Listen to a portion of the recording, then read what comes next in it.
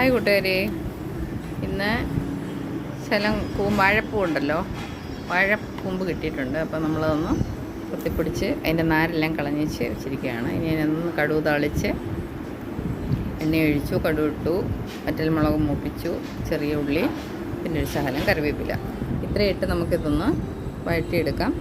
അതിനുശേഷം ഈ അരിഞ്ഞു വെച്ചിരിക്കുന്ന കൂമ്പ് അതിനകത്തോട്ട് ചേർക്കണം. അങ്ങനെയാണ് വാഴക്കൂമ്പ്.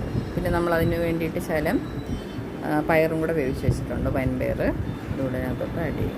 അപ്പോൾ ഇതൊന്ന് നല്ലതായിട്ട് വഴറ്റി ശകലം ഉപ്പൊക്കെ ഇട്ടൊന്ന് ആവി കയറുമ്പോൾ നമുക്ക് വേവിച്ച് വെച്ച, തമിഴ്നാട്ടിൽ ഇതിനെ വൻപയറിനെ കാരാമണി പയർ എന്ന് പറയും. അപ്പോൾ അതുകൂടെ ഇതിനകത്തോട്ട് വേവിച്ച് ചേർത്ത് നമ്മൾ തേങ്ങയും ജീരകവും വെളുത്തുള്ളിയും ചതച്ച് വെച്ചിട്ടുണ്ട്. അപ്പോൾ അതുകൂടെ ഇതിനകത്തോട്ട് മിക്സ് ചെയ്യണം. ഇത്രയേ ഉള്ളൂ കൂമ്പ്.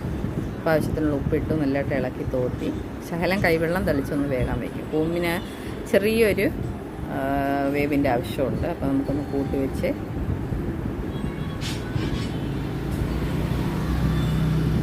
ഇനി നമ്മളിതാ വെളുത്തുള്ളിയും ഇതെല്ലാം നമ്മൾ ചതയ്ക്കാൻ പോവുകയാണ്. ശകലം 1 സ്പൂൺ മുളക് പൊടിയാണ് ഞാൻ ചേർക്കുന്നത്.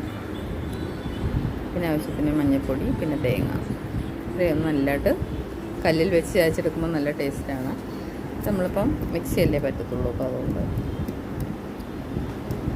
ചതച്ചെടുത്ത് കഴിഞ്ഞാൽ ഇതിനകത്തോട്ട് തോർത്തിയെടുത്ത് കഴിഞ്ഞാൽ നമ്മുടെ കൂമ്പ് തോരൻ തയ്യാർ.